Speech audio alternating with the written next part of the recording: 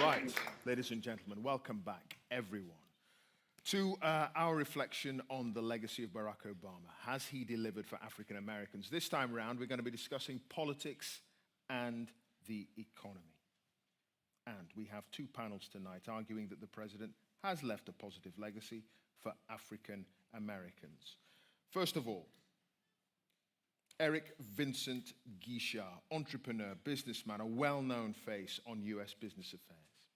Barbara Ntoumi, Deputy Students' Union President at London Metropolitan University.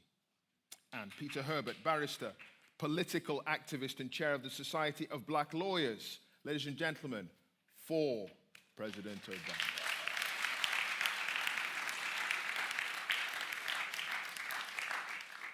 And arguing that President Obama has failed to deliver for black people economically and in politics is Esther Stanford-Horsey, community advocate and radio broadcaster.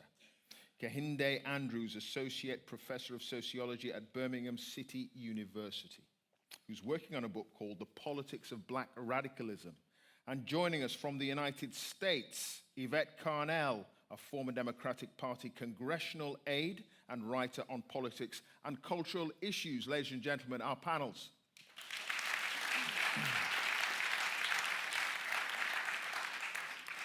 I'd like to start with Eric, if I may. The history books will show that, yes, Barack Obama was America's first black president, obviously, but that also, on his watch, African Americans as a group are far worse off now than they were when he came to power. The wealth gap has doubled between whites and blacks, with the average white American now having 22 times more wealth than African Americans. How do you respond to that? First of all, thanks for having me. I think that the premise is actually wrong, because if you do recall, when Obama was elected in 2008, the economy was in free fall. Bush, essentially, who had inherited a $250 billion surplus from the Clinton administration, turned it into a $240 billion deficit at the very least. Housing ownership, which was hovering around 77% when the Clintons left, was hovering closer to 65% because of the collapse of the housing market. The economy was in trouble. Every single industry was in collapse. The thought that African Americans are worse off now than they were back then is a little bit difficult to to agree with. One of the key elements from an economic standpoint is home ownership. Home ownership not only drives the U.S. economy, but it's also the basis of household wealth. From 1993 to 2000, when the Clinton administration was in power, home ownership rose. The wealth effect of that homeowner price appreciation was significant. People were able to use the increased equity in their homes to buy vacations, buy education, and that was quite significant for the black family, because home ownership actually improved. What happened during the mortgage crisis? The most devastated communities were the black community, because they weren't able to rearrange their mortgages in light of the banks that owned those mortgages. They weren't able to have access to the legal system in order to defend their ownership of those assets.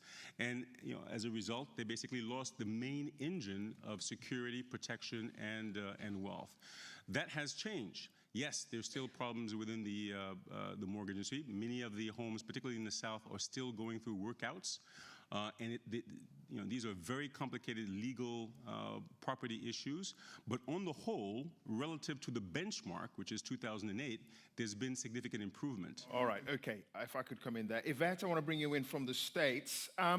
Congress blocked Obama's jobs bill, didn't they? They blocked serious talk about the deficit. In fact, they've shown, and I quote, unyielding opposition to the president's economic policies. That's the tactic the Republican former Speaker of the House, Newt Gingrich, admitted was being deployed to thwart the White House. Congress has screwed black Americans, not the president.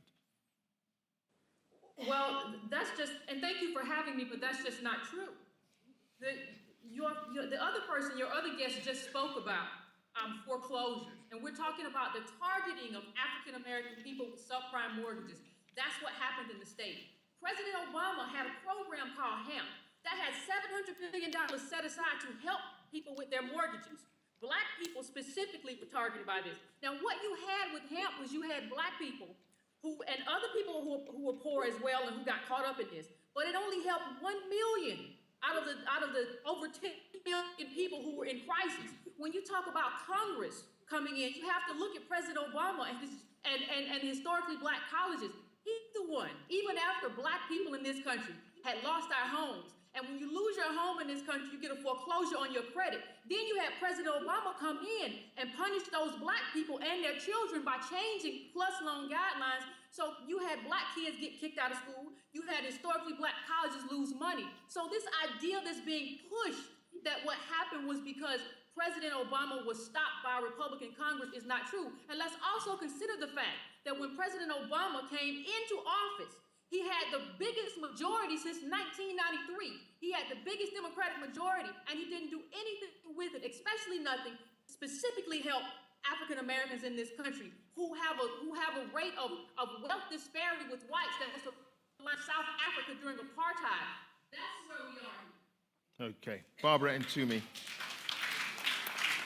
I mean, the educational achievement gap between white and black has widened during President Obama's time in office. We all know that. Young black people continue to underachieve. He's failed future generations, failed to give them the kind of start that he had.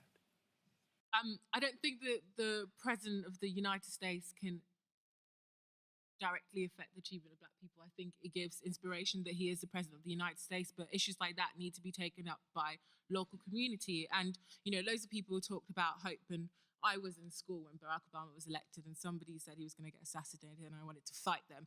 So that's where I stood on that particular issue. But I think the thing is, loads of people said today, you know, we had a Barack Obama slogan, yes, we can. And again, you know, when we look at what Barack Obama stood for, Barack Obama didn't make any specific promises about any specific issue. And I think what we should have done was hold and put a lot more pressure on him to get things done. And I think that that's the key issue. And I loads of people have talked about lots of different things about Messiah and saviors and stuff. And, you know, Barack Obama never promised radical reform. He was standing, again, as loads of people said, on the center platform, you know, never did anything about, you know, the Wall Street crisis, etc. He was funded by people from those side, from those industries. So I think the key issue here is, yes, Barack Obama, for me, as far as I'm concerned, did the best that he could, but we and the movement did not hold him to account and did not put enough pressure on him, did not do enough organizing to get some of the changes they want. And that includes, you know, the underachievement of black people in education. All right, Esther, the fact is, he inherited an economy on its knees. I mean, there's no question about that, is there? The worst since the Depression. 14 million jobs he's created in the last 6 years. That is on a par with the best performing presidents of recent times. Surely rising tides lift all the boats. Definitely not. You have to have specific programs for specific groups. And we need to also recognize substantive equality. As African American people, there is no substantive equality. And there were many expectations that were put on Obama to help address that. And he has failed abysmally by trying to appeal to all constituencies whilst doing nothing for specific constituencies. And I feel that there was a watershed moment when Obama was elected, and especially for the African American community, to demand more, as has already been said, and to make more pressure on Barack Obama to actually do more to address the substantive inequality that our people face. But that did not happen. And in fact, what he has done is reinforce this hegemony and this notion that to succeed, that we have to be somehow muted. And I'm really concerned about this notion that he has redefined black masculinity and humanity into what? Somebody who doesn't speak up, somebody who is muted, someone who is incapacitated, almost impotent from actually addressing his people's plight, who are going through a genocide. And this has even been recognized by the United Nations Working Group of experts on people of African descent. So I don't feel we have the luxury of saying, well, he couldn't do much, it was only 8 years. My concern is that we did not hold him to account in the way that that we would have held Bush or any other white president to account, and that was a lost opportunity. Mr. Herbert, it's people like you who fail to hold him to account. Well, I've been accused of many things, but being American right now, I fight my battles predominantly here. But I think there are lawyers, congressmen and women, and the middle class, educated African American community who probably went to sleep on the job. I have sat outside Starbucks in La Brea in LA and heard our African American middle class community discussing exactly what's being discussed here. And the reality is, they recognize the pressure was not put on. And if you remember, in a sense, what happened when Labour got elected here, our communities went to sleep because we expected it would be done for us. And the reality in the States is if you do not hold your people to account and your leadership, you will get what you deserve. So wake up and therefore remember, reality check. Was Dr. King a hero in every community? No, he was not. Was Malcolm X given that widespread support at the time? No, he was not. So therefore, when we have peoples in leadership and positions of power, we often undermine them. We are not there to support them, and we don't get out for them on the street. And therefore, if the parents of Trayvon Martin were here, they will tell you how lonely that job was and that journey was. So please, do not put everything on one man. And yes, he will have imperfections, but so do all of us.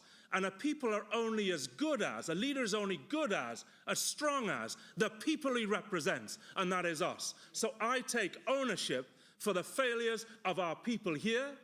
I take ownership to the extent that I can for our leadership in America.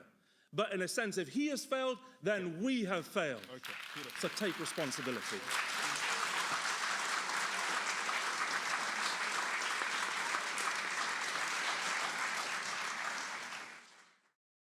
You're on the other side of the argument, and I wonder what success would have looked like for you if Obama had done his job properly.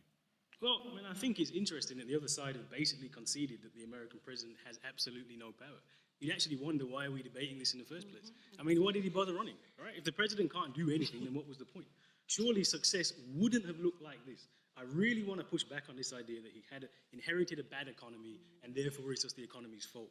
Relatively, black people have done worse in this period than white people. The income gap has got worse during this recession. The wealth gap has got worse during this recession.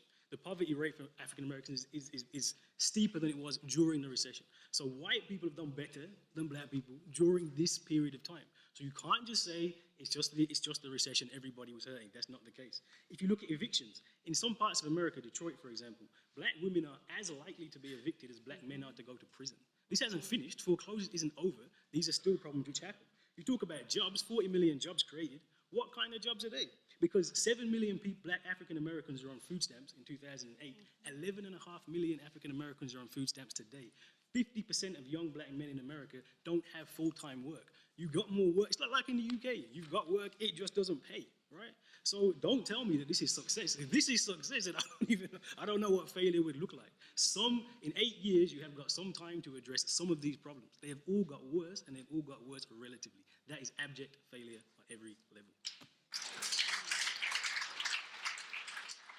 I'd like to open it up to the floor now. Any questions from what you've heard? A lot of interesting stuff there. Gentleman in the middle there. If we could get a mic to him just in the middle there, the black shirt.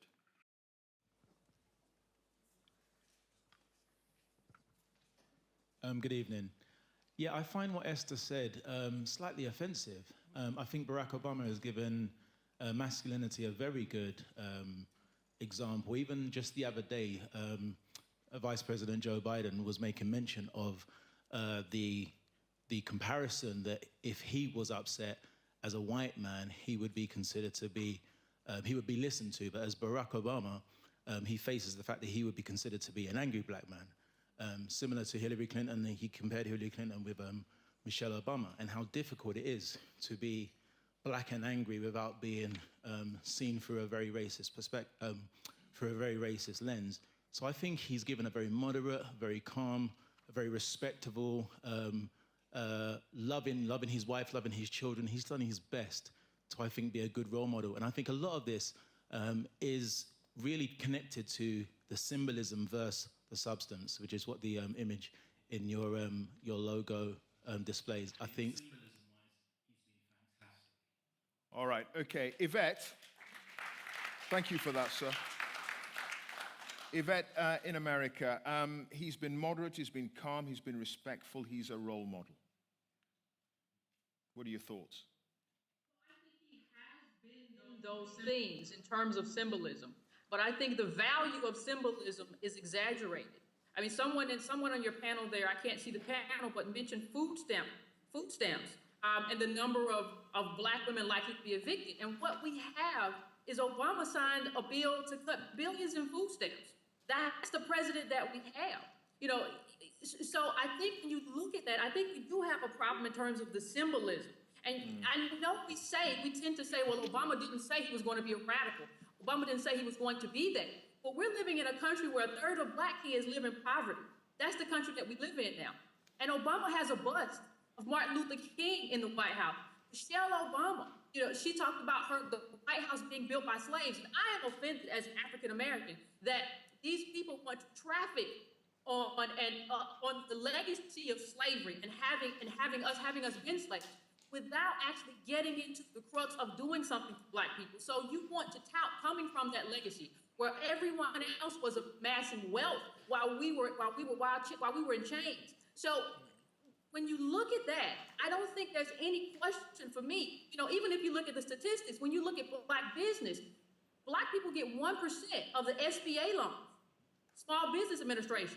Okay, it was 8% under George Bush. So these are things that he could have done singularly to help African Americans. When the foreclosure crisis happened, he could have audited the banks and used that as a tool to kind of screw that nut and ensure that we had great access to capital. It is things like this that we just didn't see. Even with the banks, Bush jailed, like the first George H.W. Bush, he jailed bankers after the S&L crisis. We didn't see any of that in terms of... All right, Yvette, thank you for that. Eric, the fact is, it's an appalling irony, isn't it? Absolutely appalling that a group like Black Lives Matter had to be established while a black man is in the White House. That is dreadful.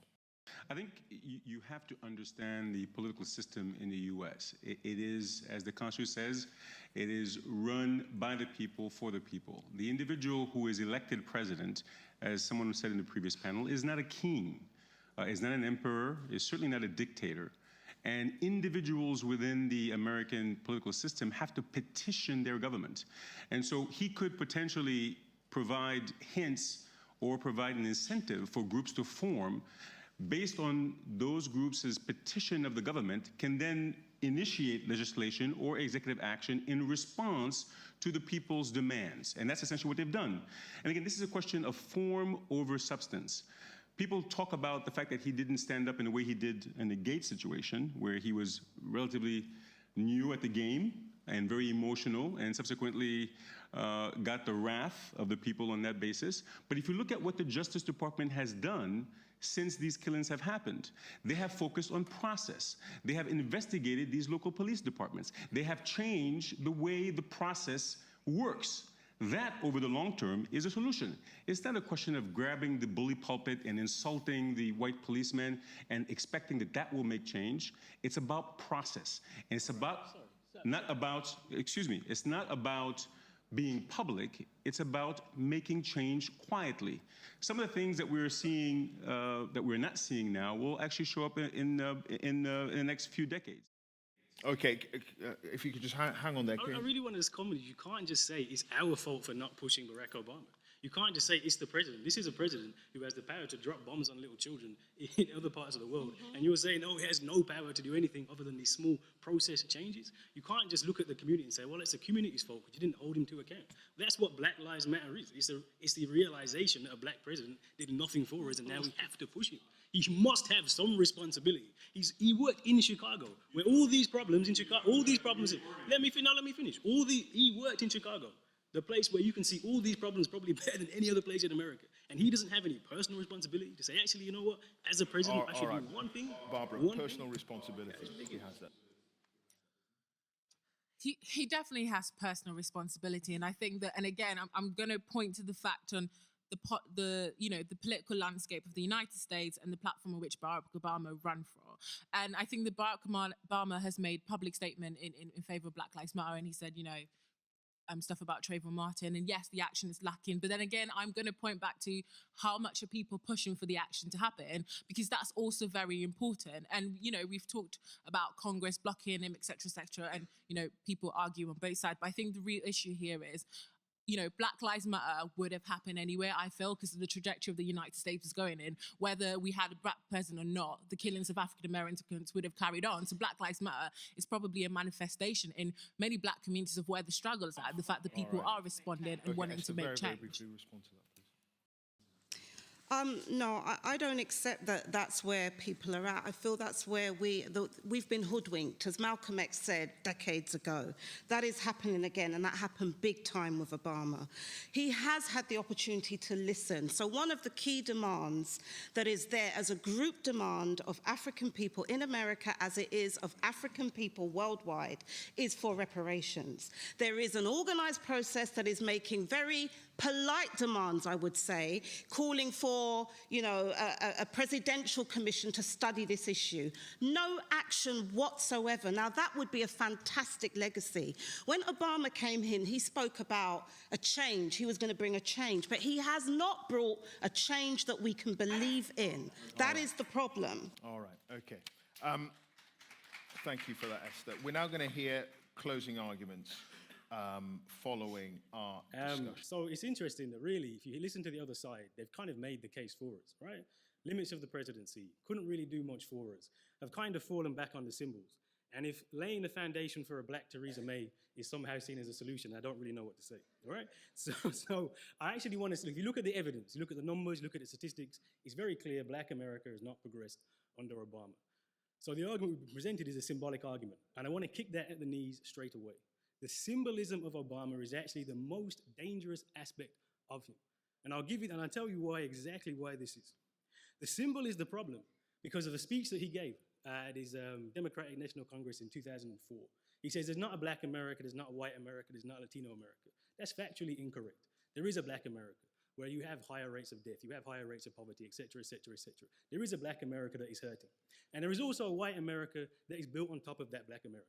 Right? White America has always benefited from and oppressed black America.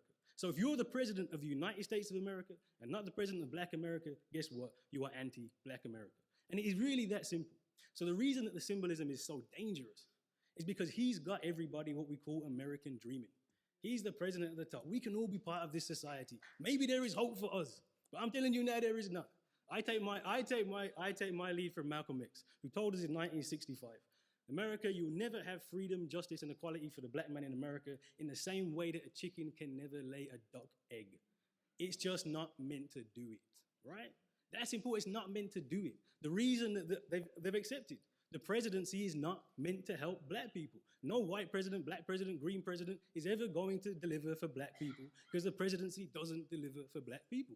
So this is why the symbolism is problem. I want to end on this. I'll end this one point. The symbolism is problematic because what we have with Obama is a black skin in a white house.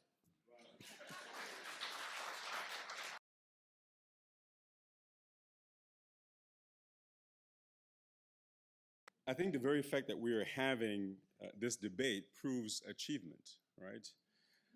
And there's been achievement. I think, again, you have to take the time to look at the evidence. When he arrived in 2008, the economy was in free fall. People were desperate. Hank Paulson was on his knees begging for $800 billion rescue package. Obama stepped into the breach, saved the automobile industry, saved the housing industry, transformed the education industry by going up against the teachers union, by facilitating the creation of charter schools that are predominantly helpful to the inner city. I sit on the board of one. I sit on the board of one. The healthcare, the Affordable Care Act was attempted going back to Theodore Roosevelt. Every single president since Theodore Roosevelt in 1901 failed at passing this bill. Obama achieved that. And that's purely on the economic side. On the political side, it is true that his presence has in fact educated a new crop of African-American politicians. He has defined what the playbook is. He has defined how do you use the system in order to push your agenda. Again, it's not about emotion, it's about effectiveness. And I think he's achieved a lot there. The second point here, which is extremely important, is the rule of precedence. In the American system, the very fact that a black president has been elected means that you'll have more black presidents in the future. It's just the way the system works. It worked for Colin Powell. It worked for other politicians. We now have 4 senators, black senators in the US Senate. Before we only had 1, and before Obama there was 1, and he was only in passing during Reconstruction. The reality is that on balance, this is extremely important, on balance, benchmark to 2008, okay, Obama has achieved significantly. And on that note, I think that he's done extremely well. Thank you. I could see you going into spasms there in the United States, but I'm afraid we've run out of time, so I'm sorry.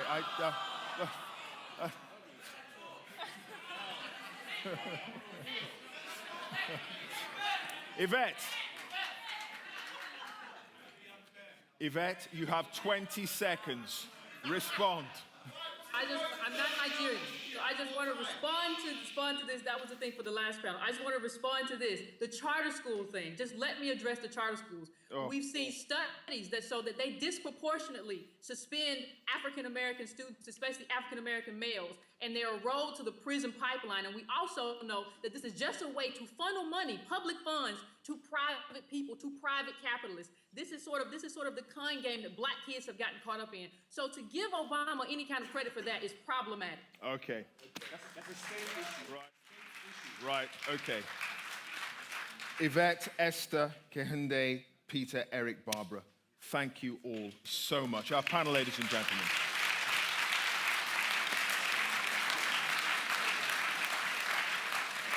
Now, this is where you take control. You decide the outcome of tonight's debate. You've heard all the arguments. They've been heated. We've seen a couple of coronaries over in the United States. I just want to check that you've all got voting cards. Have you all got voting cards? A pink one and a white one, yeah? Everyone's got them? Excellent. Okay, so now, okay, and we've got a video that will show you while this is going on. Today, we asked the London 360 junior reporters whether Obama has been a good president to the black community. Let's go find out. Barack Obama has started something, I think that's the main thing. He's done for black people what Thatcher did for women. Today we've got a new Prime Minister in power, Theresa May. Yes, she's a woman, but people don't talk about that, they talk about her policies. Black people need the same thing. So Barack Obama's provided this. The next black president will be able to be talked about for his policies rather than his skin colour. I think that's the main thing Barack Obama's done. Barack Obama has failed black Americans. I hear time and again he's just one man and the power's not all in his hands. Do you need the Congress permission to go to Chicago where the black youths are being slaughtered like chicken? I will always remember one of Barack Obama's dynamic slogans, "Yes, we can," meaning anything is possible if you're motivated. He grew up a local boy from Chicago and he became the first black president of the United States. I think Barack Obama has had a positive influence on the black community. This is because recent research shows that black youth unemployment has decreased by 12% from 2009 until 2016. He plays this race card when it suits him. Being the first black American president was simply not enough. 96% of black Americans voted for Barack Obama. These are the most black votes for the Democratic Party since before 1979. This indicates that black people voted for him purely based on his race. Is it then fair to say that he hasn't lived up to your expectations when you voted him in for the wrong reasons in the first place? The US has notoriously been known for dealing with a health insurance crisis for years now. In 2014, almost 90% of black Americans were covered by the Obamacare project. This cuts over $600 million from debt projections. The Republicans simply have no answer or alternative for this scheme. Barack has had to be the captain of a sinking ship, and he's just managed to bring it to its surface. So, did Barack Obama leave a positive mark? Or did he fail to deliver to the black community? Having heard and carefully considered all the arguments, this House has decided by a margin of 95 to 82 that Barack Obama has failed to deliver for African Americans as president. Yes, he couldn't. Yes, he didn't. Ladies and gentlemen, thank you all so much. It's been an incredible evening. We've heard some amazing debates and discussion on the 44th President of the United States. Thank you all, thank you. And good night.